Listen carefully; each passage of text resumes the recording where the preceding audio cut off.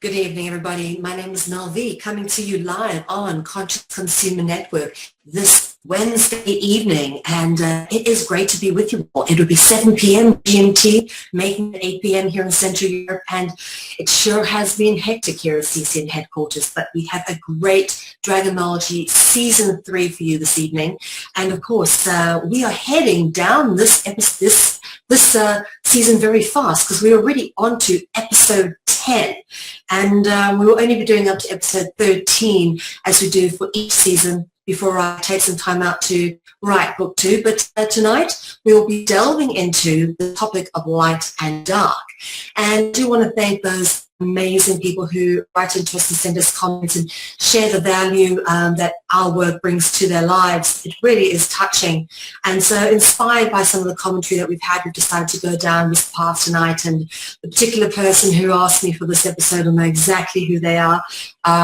because it covers some very interesting territory.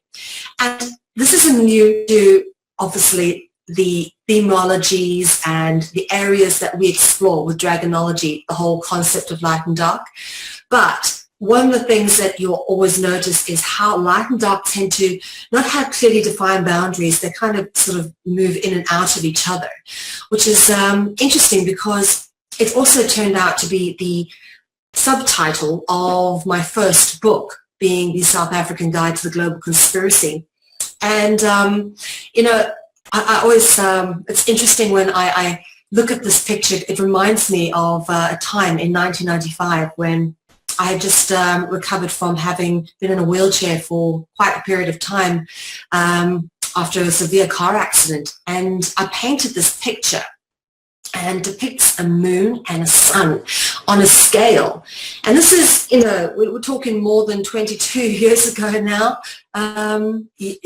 Going on 22 years. So it's a long time ago that this imagery was starting to come through into my consciousness and feeling the need to be expressed artistically. It was always kind of like I was meant to be going down this road, and I was being given these images at certain points in my life to point out that, these things have deeper meaning and you need to explore them.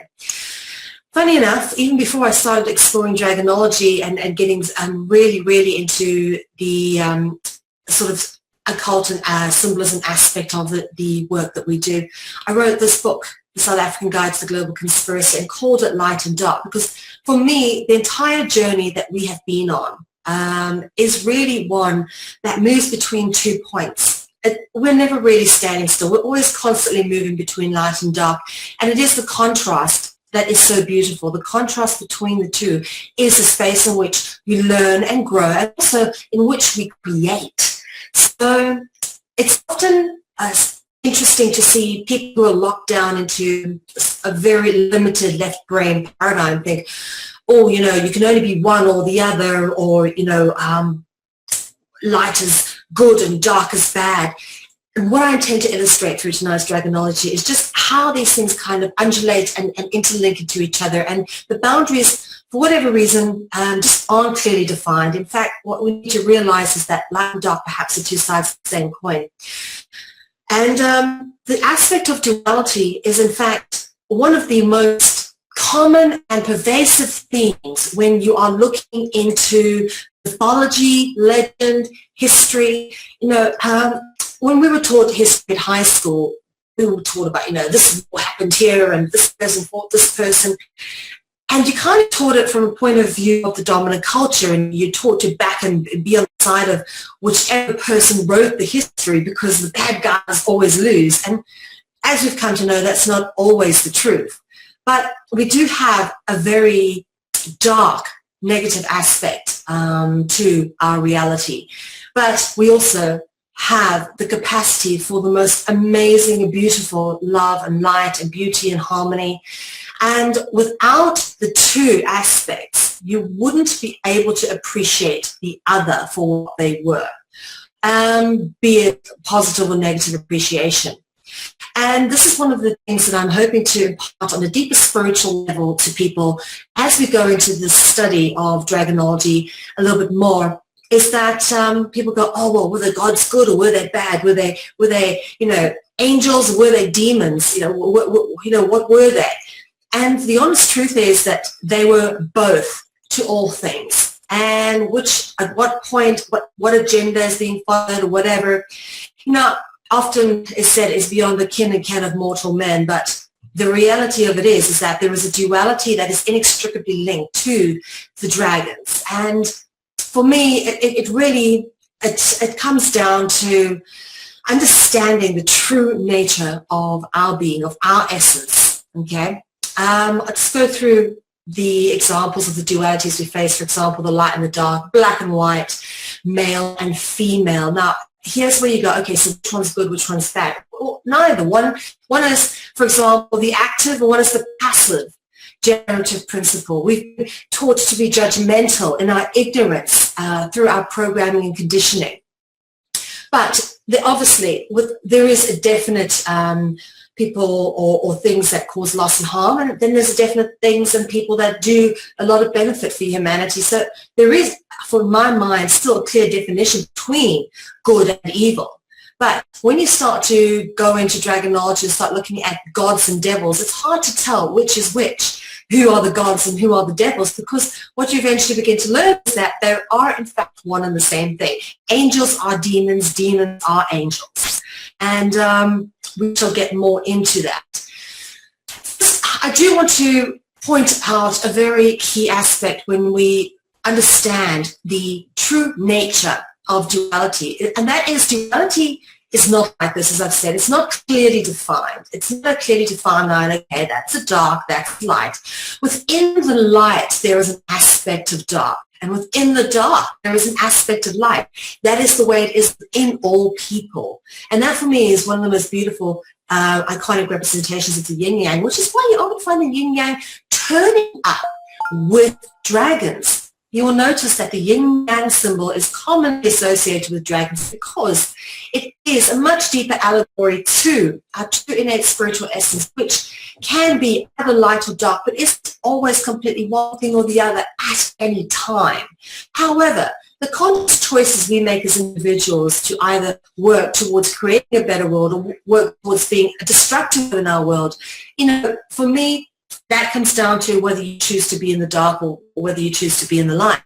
But no person out there is completely light. Everybody, no matter how pure or whole you are, there's some dark element to every person. And it's the same for even the most evil of people, that deep down somewhere there is that spark of love and light that they feel or express for whatever it might be.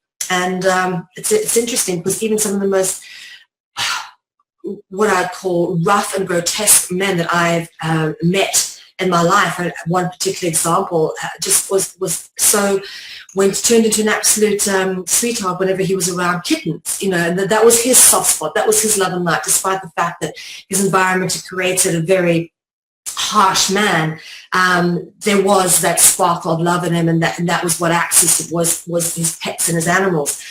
So everybody has that access point. Doesn't matter how dark you are or how blackened or how evil or how mean, everybody has a spark of light. And that is so important to remember, is that everybody has the capacity for both. And at all times, we are all both light and both dark, never one thing or the other. The fact that one person can be one or the other, or that line is clearly defined for anybody is not true. That line is a very undulated line. It's not clear-cut, straight down line. It most certainly holds different for all people. One of the themes that we dealt with last week, of course, when we were dealing with sacred geometry was, of course, the tessellated tiles and the squares. And we dealt with the shape last week, and this week we're looking specifically not at the shape of the color, of course. The black is white and the white is black. And that, of course, is a very common and motto and theme of the Jesuits. And Jesuit order, of course, has massive control over the state of global affairs. And it's interesting that this theme is kind of carried on through these holy temples and churches. In fact, as we said, this is actually in a Freemasons lodge. This is a Freemasons lodge carpet. You can see the square compass there, and of course the interlocking stars we spoke about last week. But the theme of duality is absolutely encoded into temples and churches and sacred places by using tessellation, for example.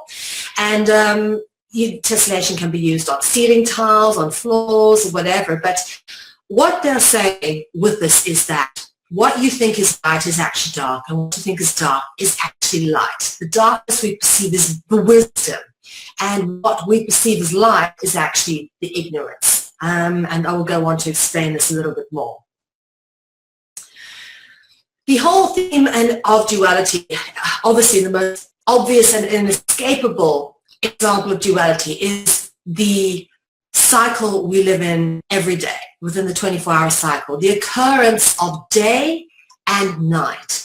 And historically and in mythology, particularly in Egyptian mythology, you have this whole movement being played out in a story which personifies night and day into godlike forms. And there's a big story about what happens between day and night. And, you know, and at sunrise, it's sun and day that are triumphing over night, and at sunset it's the night and darkness that are triumphing over the light, and so the cycle continues. And again, like I said, we're always moving between 2 points. It's never always going to be day, and it's never always going to be night. Just like the sun is always moving, and the movements of the sun are so important, so too we're always moving between the aspects of light and dark.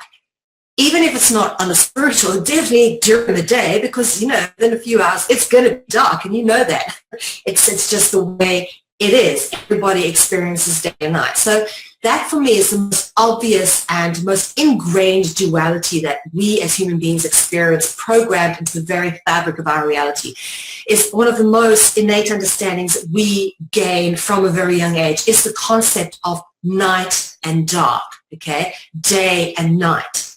And of course, the movements of the sun is a central part of ritual and various aspects of dragonology. As we discussed, everything revolves around the seasons, the cycles of the sun.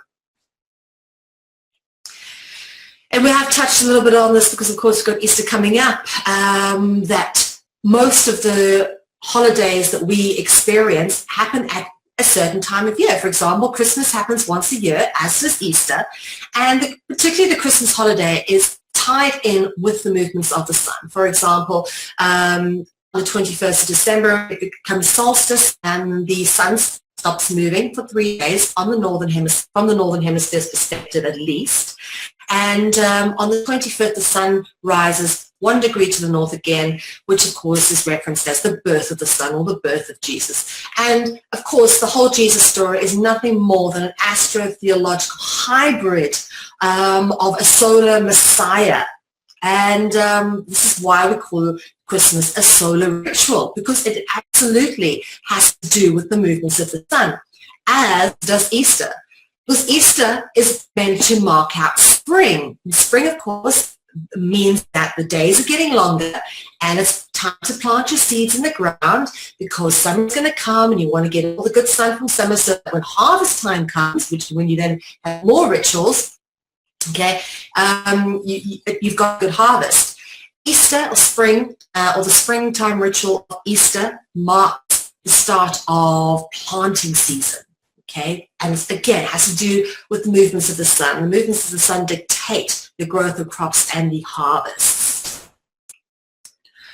Now, interestingly enough, obviously we're talking about day and night, but the word day has some very, very obvious similarities, which most people, it just kind of goes over their heads. But obviously, because the movement of the sun is so important, the word day has to come from somewhere important as well. And it does, because if you look at where the word day comes from, it originates from the same group of words as deity, not too hard to work that out, day and deity, and then deva, or diva, as some people say, or divi, as in divine, divination, a divine nature, and then deus, which is actually the original spelling of Zeus, all right? Zeus being the number one god, the god at the top of the Greek pantheon. And the Greek god Zeus was king of the gods in ancient Greek.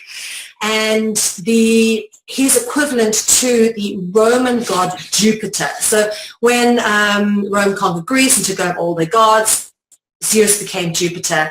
And then when Roman polytheism turned into Roman monotheism in the form of the Roman Catholic Church, Jupiter then turned into the equivalent, he became the patron saint of the Roman Catholic Church, being Saint Peter. So to show you how the gods change names, but it's ultimately referencing the same entity. Zeus commonly depicted with an eagle, or as an eagle, or as a swan in his therianthropic form, as we have previously discussed in Dragonology. But interesting to notice that the name Deus actually originates or is tied into the same word group as day, all right? And again, it just goes into show that even the worship of the gods had to do with the movements of the sun. And of course, day is associated with light, and that is not very hard to understand. Of course, when the sun comes out, it's light and we can see everything. And then when the sun goes away, it gets all dark. So common understanding there. But it's interesting to see where the word light turns up. The word light turns up in words such as enlighten or literacy. For example, take away the L-I-T, okay? If you got the L-I-T, take away the G-H. You have the word lit as in literature or literacy. And this gives an inclination as to what the word light actually is referencing, okay? The word light is associated with knowledge and wisdom, because you have the word light turning up in things like literature, literacy, illuminate, which is just a synonym for enlighten. So enlightenment, it's like illumination, knowledge, all of that kind of stuff.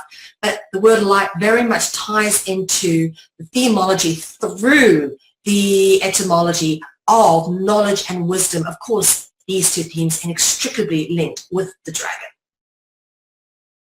And the other place where the whole light theme turns up is the story of the genie and the lamp, because what does the lamp do? A lamp gives light. But the story of the genie and the lamp is an interesting one, and there's just so much deep symbolic allegory there.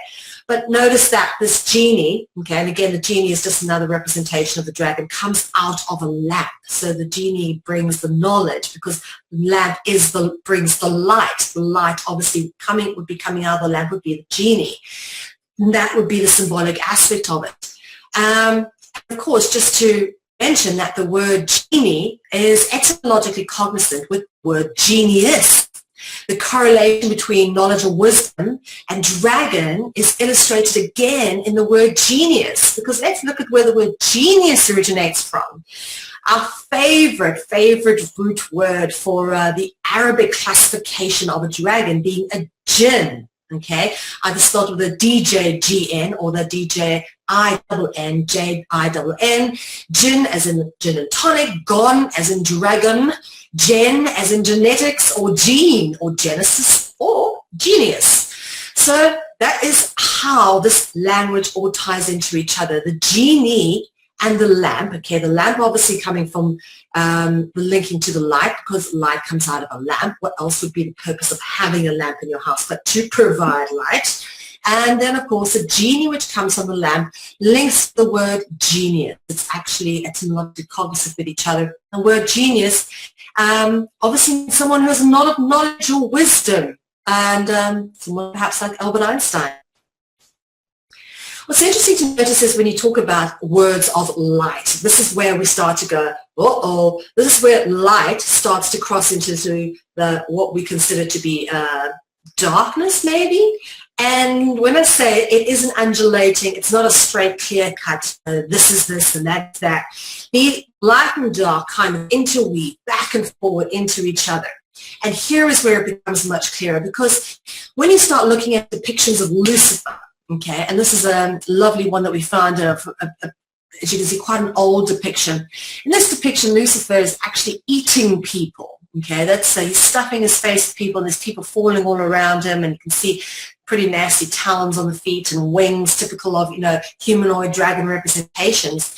Yet, the word Lucifer comes from the Latin word luxfer, which means light bearer or light bringer.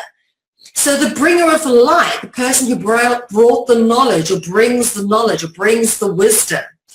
That's interesting. It's worth also noting that the word luxury or luxurious comes also from the root of lux sphere. Lux sphere, of course, the Latin word for Lucifer.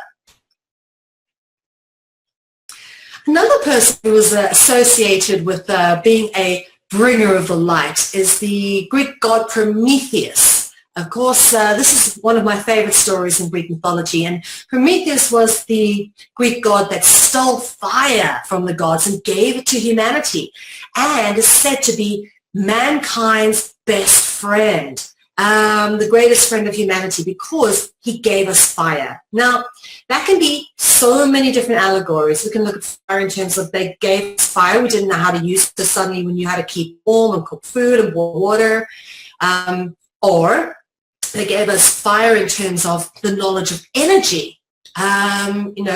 Maybe they did have electricity in those past advanced civilizations, very possible. Or they gave us fire, Prometheus gave us fire, really symbolically in terms of fire and light is referenced or is meant to mean or is symbolically equated with knowledge and wisdom again. And we all know what happened to Prometheus for doing this deed of giving humanity the fire and being such a great friend of mankind. He was stranded on the mountain and his liver ripped out over and over again by an eagle. And of course, this is what Zeus did to him. Yeah, great relationship these gods have with each other.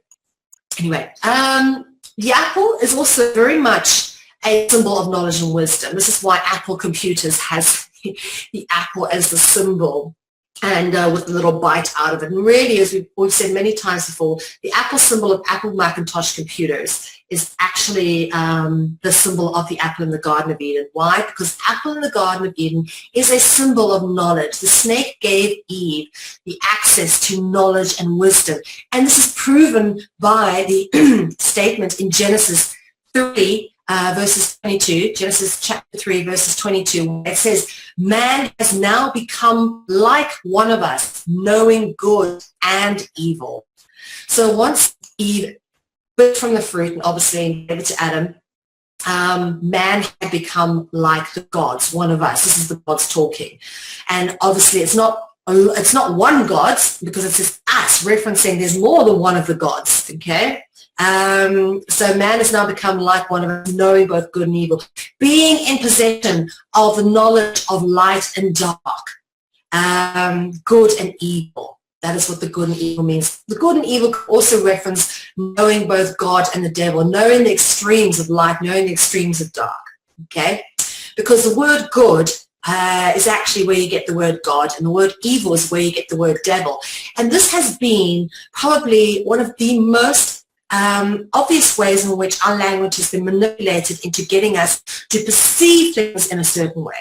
And I'm not saying that, all those Satan hoaxers and whatever are going to come at me going, oh yeah, no, she says the devil's good. That's not what I'm saying. I'm saying that we've been convinced into believing a certain perspective by very clever spelling and sleight of hand. Look how clear evil and devil are in terms of their spelling. Just like look how very clear God and good are in terms of their spelling. Let me take it from the other side.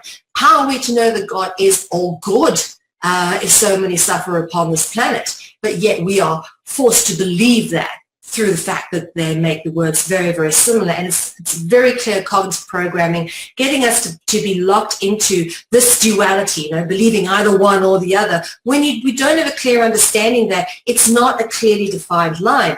Humanity needs to evolve to a place of far more tolerance and understanding towards all aspects of the true nature of light and dark, because light and dark can be both God and can be both the devil. It's not one or the other. So moving on to the word dark. Okay, dark obviously symbolically represented by night and contains the dragon root word ark. Okay, A-R-K here present. And of course the K becomes a C in certain contexts as well, which alludes to the word group arch as an archangel and archon. And that is interesting. Of course, nice picture of Archangel Michael there. Moving on to the word night. Okay, so dark obviously symbolically represents night because it gets dark at night. The word night, of course, etymologically cognizant with the word night, just putting a K in front of it. But when we talk about this kind of night, we're not talking about night and day. We're talking about the kind that comes from the Roman Catholic Church and performs all sorts of wars and has had interesting places in history. And you'll notice how many very famous people in interesting political positions are all Knights of Malta or whatever else. But yeah, interesting to notice that they use the theme, the Dark Knight, for the Batman films. I could never understand why they decided to rename the Batman films The Dark Knight and The Dark Knight Returns. What was all with that? There's a very good reason why they've done this, okay? Is first off, they want us to believe in a savior. Remember, the hero, the savior of the night. But because he does it by the darkness of night, or under the cover of the darkness of night, he is the Dark Knight. But they kind of also don't really go into why bats. You know, and I do want to say, like most comic book heroes, Batman is also a symbol of the dragon. So we've got to ask ourselves, what is it with the bat thing? I mean, bats are not sexy, and bats don't come across as powerful creatures. They're actually pretty small creatures. The vampire bats can be pretty nasty, but the reality is that it just doesn't make sense why the bats, and that is quite simply because bats are the only mammals that can fly with wings, that have propulsion, movement ability with wings. There is no other mammal, and human beings are mammals. There's no other mammal out there that has wings and that can fly like a bat or a bird. A bat has as much mobility and movement in the sky, if not more, than your average flying bird. And why that's important, and I always say this, is because wings are one of the key symbols of the dragon, particularly when wings are placed on something that would not normally have wings. For example, a humanoid figure with wings, be it an angel, be it a jinn, whatever it may be, because they're not meant to have wings, what you're looking at is you're looking at a dragon. You're looking at a representation of the dragon. Be it an angel, be it a fairy, whatever it might be, and this is what the bat representation is. The bat representation is there because bats are the only mammals that can fly with wings. It's the wings that give the bat its importance in this context of dragonology. And of course, I do have to point out that there is some very deep, dark, underlying themes that come with Batman, as with all of these comic book heroes, which are really just dragon savior memes paraded around in front of children for the purpose of acquiescing our energy towards the dragon, the looshing of our energy. If they can get us to put all our attention and energy into their symbols, they get to control everything that we do. So what is interesting to notice is the key themes that turn up in the Batman story. For example, the Batman was orphaned. It's a famous part of the story.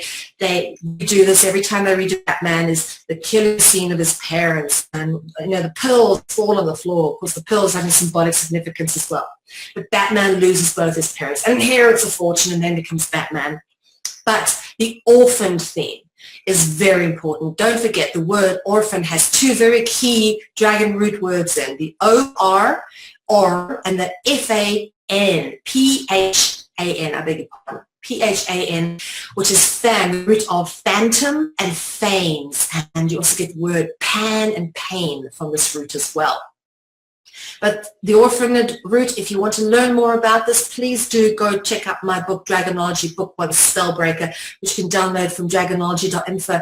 And it goes deeply into exploring the allegory behind the themes of orphans, okay?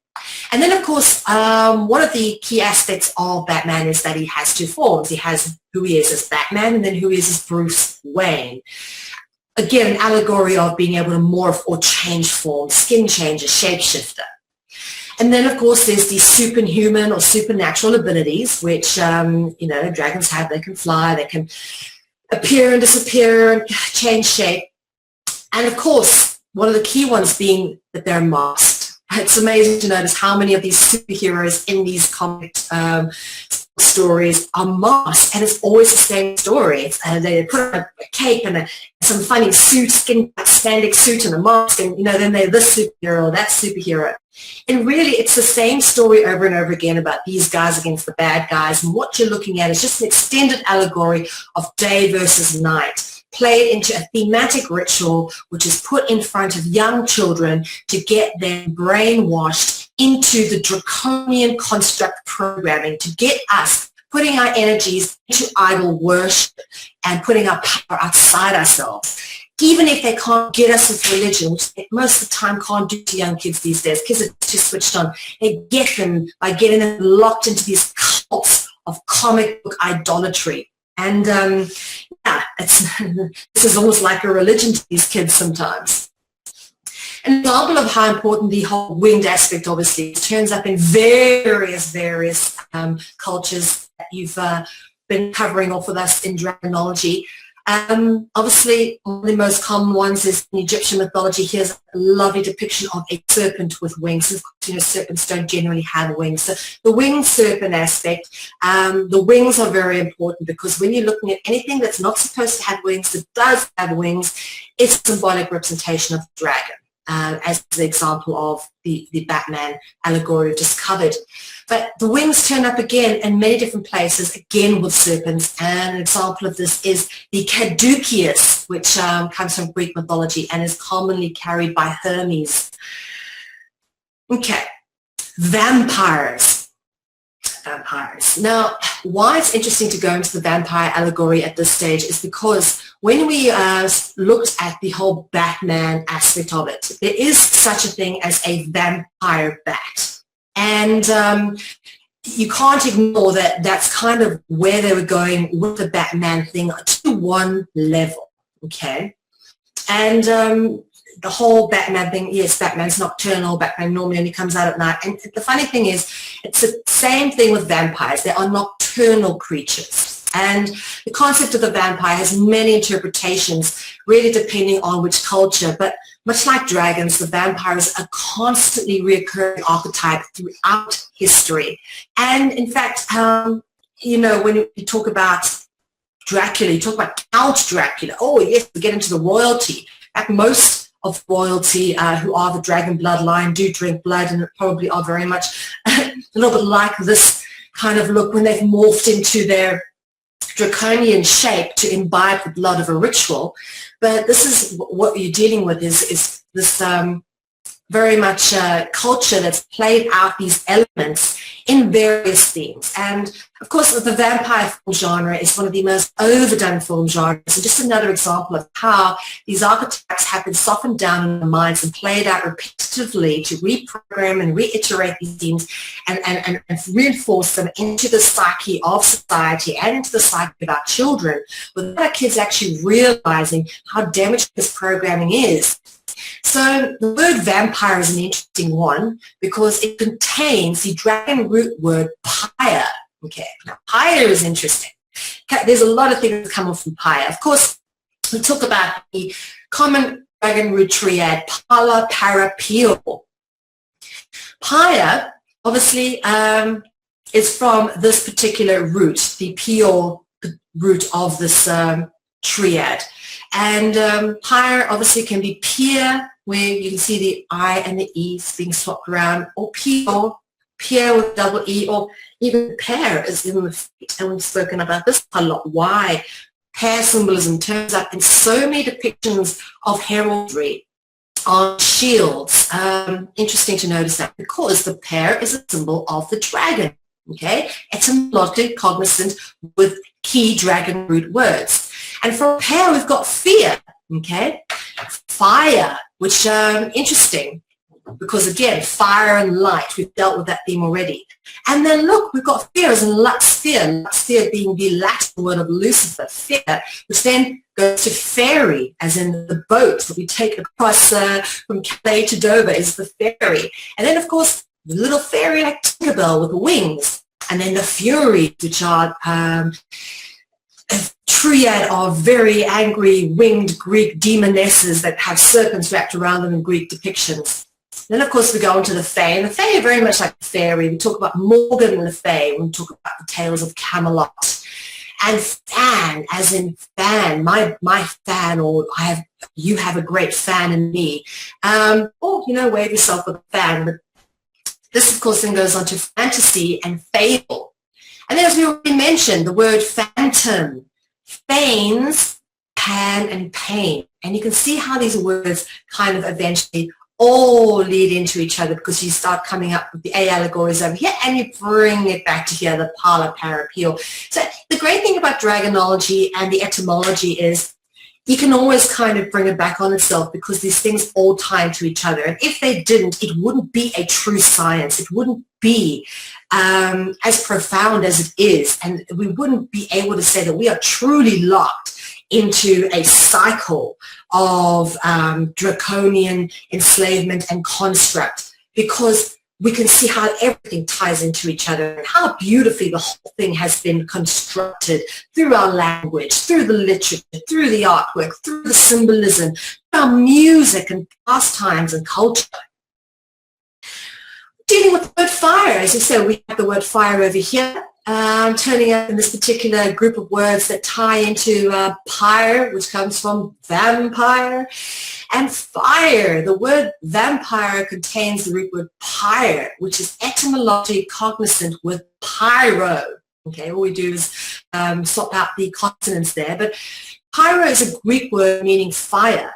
And of course, we've already mentioned fire, an allegory which can create light, be knowledge, wisdom, okay? So it is a word very much associated with light, knowledge, and wisdom. And yet, fire can also be destructive. And this is where we talk about how light and dark are crossing boundaries here. Of course, one of the things the dragons are known to be able to do is to breathe fire. It's one of the periodic elements, not periodic elements, it's one of the creational elements that are inextricably linked with the dragon, much like air, water, earth, and fire, one of the elements that are inextricably found with Dragonology wherever you look. All right, sun and moon. The sun and the moon. These are great symbols because they turn up just about everywhere, and on flags, on shields, and in religion, in the occult. The sun and the moon are just about everywhere. And of course, day and night are symbolically represented by the sun and the moon, as I had in my picture of my book cover. The sun and the moon represent the ultimate symbols of duality, of the ultimate contrast. In turn, there are many gods taking on celestial aspects, such as sun god and moon goddesses. All right? And I'll give you an example of this. This is Selene, a moon goddess. And you'll notice here she's carrying a torch with fire, okay, like the Statue of Liberty would or Prometheus would. And she's got a moon, a crescent moon on her head. Here we go, another depiction, a little moon on her head. She is a moon goddess. Selene is a moon goddess. And Lean actually is consonant with the word Luna, L-U-N-A. Whenever you see the word Lean, Selene, you're referencing Luna, moon. All right, sun gods. We've already spoke about in previous Dragonologies this topic of sun gods and just how they seem to turn up in just about every culture in history. For example, the Persian or Roman sun god was known as Mithra and depicted with sun rays around his head, just as the Egyptian sun god was known as Horus, also depicted with the sun above his head and wrapped in a serpent.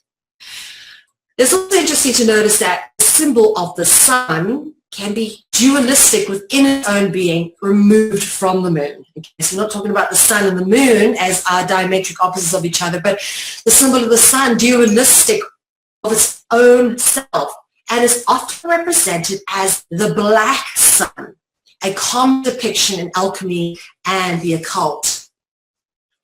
And the duality of the sun is interesting because this is kind of played out in various cultural mythologies across the world. For example, in the story of Horus and Seth.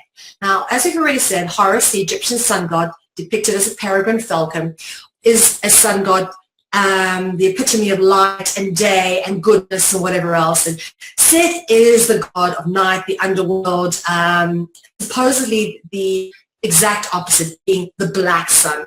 And as I already said, the way it works was that all day Horus would be fighting Seth, and would come to Seth at night, and Seth would then beat Horus in a war, and then all night they would be supposedly warring on the underworld, where Horus would arise triumphant in the morning and be the sunrise. And this is the duality of the sun played out in the allegory of the day sun and the dark sun. The black sun in Mesoamerican mythology has many mystical meanings. Among them is the connection to the winged or plumed serpent known as Quetzalcoatl. We've dealt with him before. The serpent eating a man over here with plumage on his head. Quetzalcoatl and his penetration into the underworld through the west door after his daily journey across the sky as the sun god. Okay, and the western sky, as the sun went down, that was seen as the dark sun. The day sun was seen as the first sun of daylight as it rose in the east. So they also had the concept of a day sun and a dark sun. All right, they acknowledged two suns, the young day sun and the ancient dark sun. It's funny, in some cultures, the ancient dark sun is seen as being the feminine creative aspect of Gaia. Now, moving on to Viracocha, and I do want to thank my friend Joe for actually pointing me in this direction. Joe Lomax, she sent me a lovely link and sent me down a whole different direction of discovery, and found out that, it doesn't matter which cultural mythology you look at, everything comes back to Dragonology. You can tie everything back in at some level, because guess what?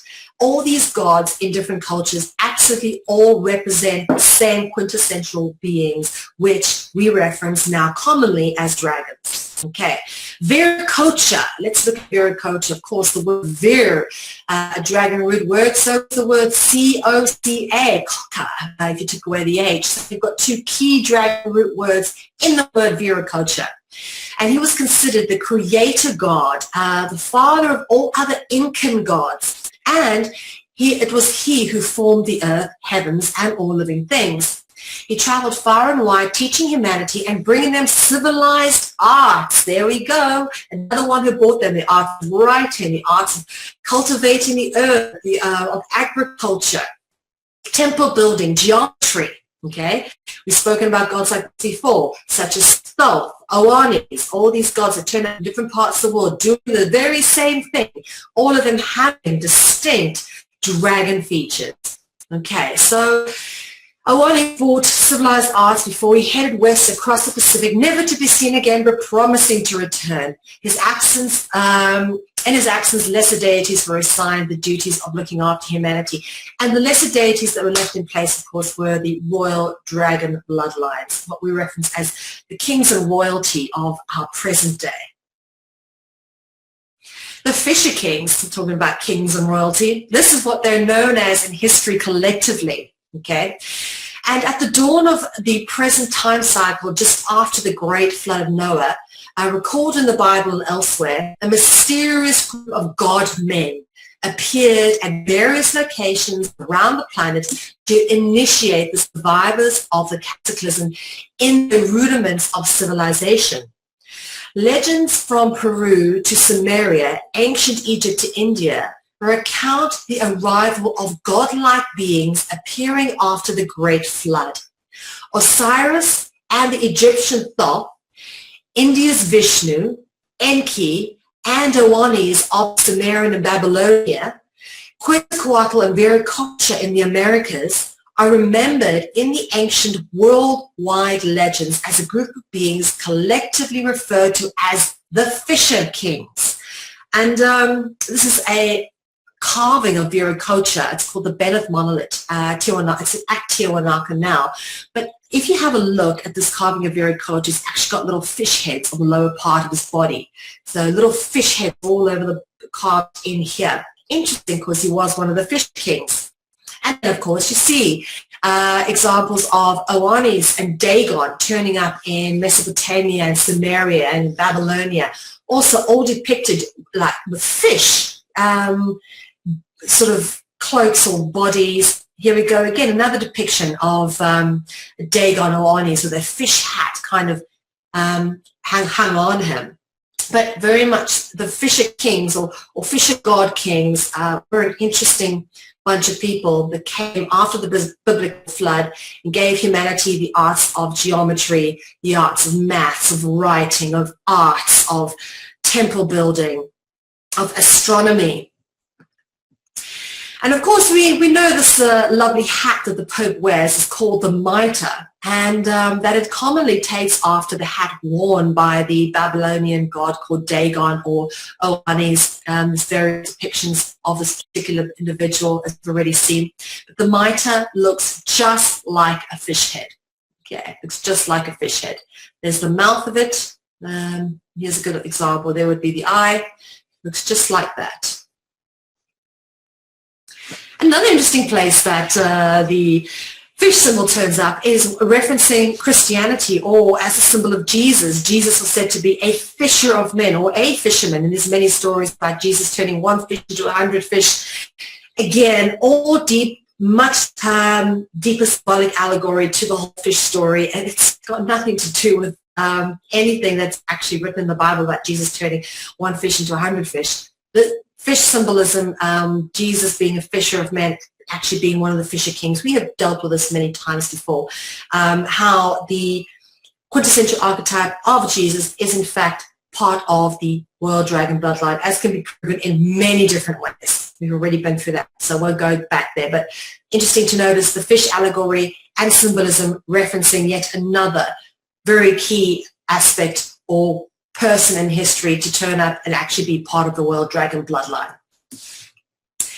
Another interesting place where you have these fish turning up, and they're fish that don't kind of look like any fish you'll find in the ocean. So they're kind of fantasy type fish. I mean, this is not the kind of fish you would find anywhere in the ocean, but what's interesting to notice is that these depictions of fish turn up in these very old fountains and sculptures, which have these little nude naked cherubs on them. And I just want to point out how provocatively they always position these naked little kids. Like this naked kid looks like he's riding on a fish and can be a bit sexual. But this also, again, just the legs spread and the way he's straddling the fish is, I don't know, a bit pederast in my personal opinion, knowing how deep the allegory goes. But you can see here, again, very much seems to be a real affection going on between this little childlike depiction of a cherub and the fish, you know, cuddling the fish. And this is not something you would commonly find, is children cuddling a big fish in this way.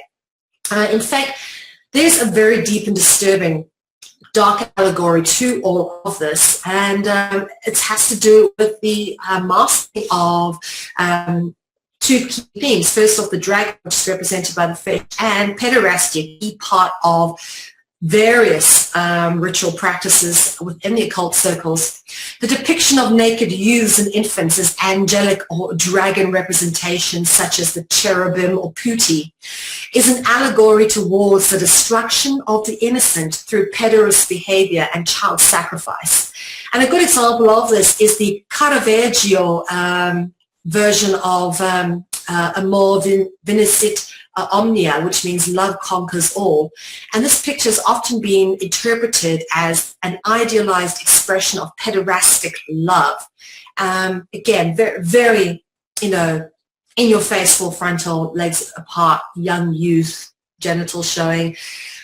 I mean, some people at one point probably just look at this and think it's art until you begin to understand the deeper allegory behind all of this kind of stuff. It becomes a bit more disturbing when you see just how pervasive the prevalence of nude children are, naked babies are in Christianic artworks, all referencing child sacrifice.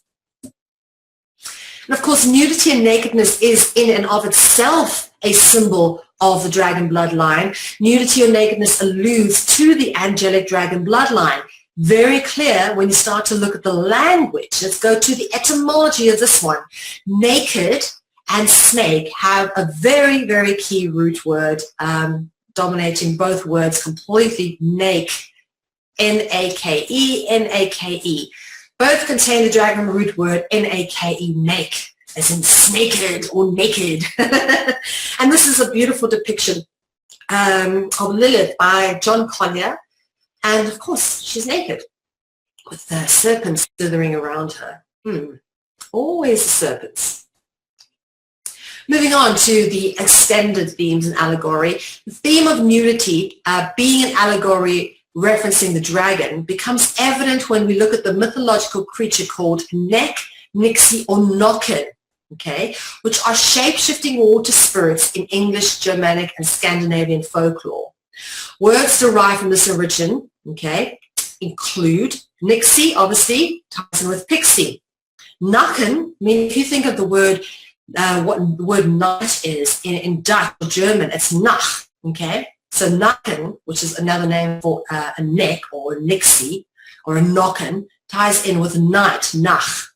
And then, of course, night, as in Crusaders' Knights, and naked. All these words tie into each other. And you can even think of the word like neck, as in, naked. You can kind of see how neck and naked are etymologically cognizant with each other as well. Like I said, this word Nacken by Ernst Josephson actually is a depiction of the water sprite, okay? The water sprite. And of course, sprites are, again, just another depiction of the dragon, evident when you start looking at the root words within the word sprite. Got R-I-T, root of ritual, and write, as in with a pen. And then S-P-R-I, as in spirit or spy, clear root in there as well. So interesting to notice the word, they use the word water sprite, because a neck is really moving into your more common water deities as they're associated in various European folklores.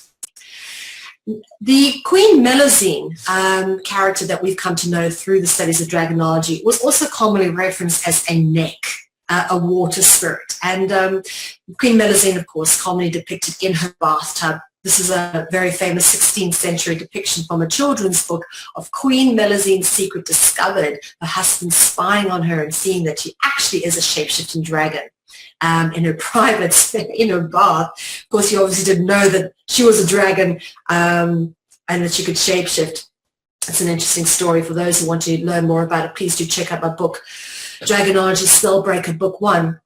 But very much is a case that Queen Melusine was a water sprite or a neck, as I said, normally always depicted various references in water and with a mermaid's tail. Of course, Melusine is the icon who is represented in the Starbucks logo.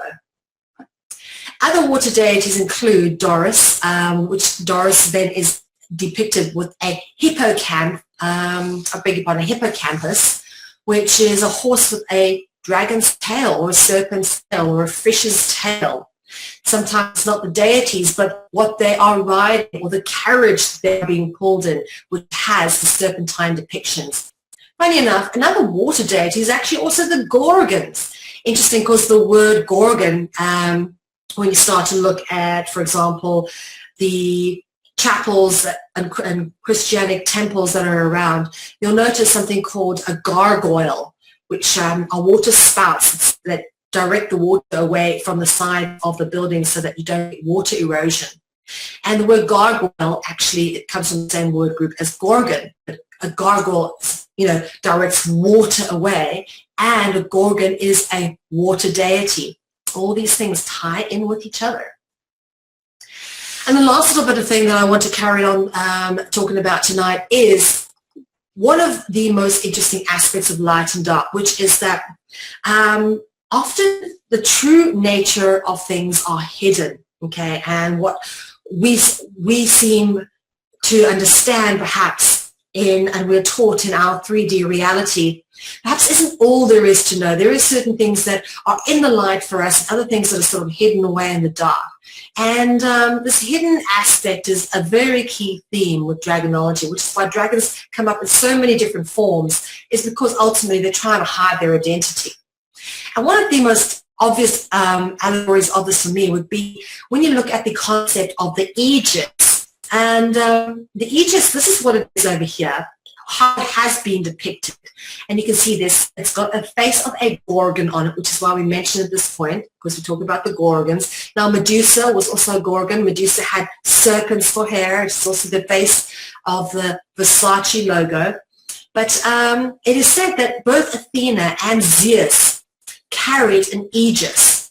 And although its nature is uncertain, it has been interpreted as an animal skin or shield, sometimes bearing the head of a Gorgon. Okay, you can see the Gorgon space in there, perhaps some skin, and there's little serpents twisting off it there. It's interesting because when we talk about aegis in our more vernacular language of present day, the way we describe an aegis is we use it in the context of I'm going to visit the fudge shop under the aegis of wanting to do business with them, but really I just want to buy some fudge, for example. That's a very bad example, but it's kind of like under the cover of, or under the pretenses of, like a wolf in sheep's clothing, under the aegis. Very, very interesting that an aegis is, of course, then of a dragon nature, because what we're talking about here is a disguise, a masking, a covering, okay? And covering is very interesting because when we talk about that which is hidden, we are talking about the occult. The word occult quite literally means that which is hidden. And there's so many things that really tie into this. You know, when we talk about the Kaaba stone in Mecca, the word Kaaba is etymologically cognizant with the word cover. And that Kaaba stone is in fact covered with a shroud. And for example, the mask allegory, which came up tonight when we were speaking about Batman. That's a very key theme when it comes to dragon representation, is that they're covered, is that their true nature is not known. And we start looking at the elements of ritual and holiday, like Christmas and Easter, as we spoke about today, and the giving of gifts, which of course is a sacrifice. How they wrap gifts, which is in and of itself part of the ritual, forms part of the creating the occult or the cover, okay? That which is hidden behind wrapping. That's why we wrap presents, so people can't see what it is underneath. Interesting. And then, of course, finally, the duality is symbolized in theatre too. And, of course, we've dealt with the allegories pertaining to the etymology of theatre, which tie into the study of dragonology. The theatrical masks, which commonly represent comedy and tragedy, symbolically express the duality of the dragon. And this must be a very common symbol for anybody who understands the theatre or has a little bit of culture. The word theatre is very interesting again because it contains the key dragon root word the, T-H-E. And we've spoken about this word in great length, but this word turns up in some very interesting places. For example, theology, theosophy, which is Blavatsky's religion, Thelema, Aleister Crowley's religion, Athena. Of course, we have Athena wearing aegis over here. Athena wears the aegis, okay? Therianthropy, the ability to shapeshift. Theophany, which is the ability to appear and disappear. Of course, thesaurus, talking about words and language and literature. And then theme, probably the words we use the most when we are talking about dragonology is this theme and that theme ties into this and that. The word theme, of course, is absolutely key. That's it for tonight, folks. If you have missed anything for the Dragonology Season 3 round, please go back and check out the archives. And if you have missed Seasons 1 and 2, they're also available on the archives at dragonology.info. 13 episodes in each, and we're coming up to the end of Season 3 very, very shortly, but I'll be taking a week's break next week because I have the non-disclosure conference, which I'll be doing a presentation at, so I won't be doing Dragonology next week, but feel free to go back and see any of the episodes you've missed to catch up on all the amazing information. As I said, you can get that at dragonology.info, where you can also find a copy of my book, Dragonology Book 1 Spellbreaker. And you can get a €5 discount if you use the discount code Dragonology S3. That's Dragonology S3 for Season 3. And you can get the book for €20 instead of 25 by using the discount code. So again, go to the website dragonology.info and you can get a copy of my book from there. If you've got any questions, feel free to shoot me an email. I'm very accessible and always willing to talk to people who share an interest in this information. Feel free to send it to info@consciousconsumernetwork.info. I beg your pardon, .tv. And of course, the broadcast guide. Check out everything you need to that's showing on Conscious Consumer Network, all listed on the broadcast guide, and it's updated weekly. We have up to 25 live broadcasts a week, and they come from all different parts of the world with all different amazing bits of information shared by some of the most incredible people on the planet. And we are truly blessed to work with amazing people, and I recommend to check out some of the other shows if you're a fan of Dragonology. All the archives for everything that we do on Conscious Consumer Network is available at ccn.media. Please do go to our archive website and check out everything that we've done. There's lots to choose from, over 2,000 shows over the last 2 and a bit years, so plenty to keep you getting educated. All the things to do with Conscious Consumer Network, of course, available on our website. The CCN Live is available if you just want to go and watch one of our shows live. You click here, the broadcast guide, and of course it is listed on the home page as well. And as always, we ask you to support Conscious Consumer Network. It is a publicly run network, and we put this information out there out of the pure love for humanity. Do support the CCN Network Support Fund for 2017. Without you guys, we simply just can't keep going. And as always, we thank you for supporting free and independent media. My name is Melvie, and I will be with you again. If we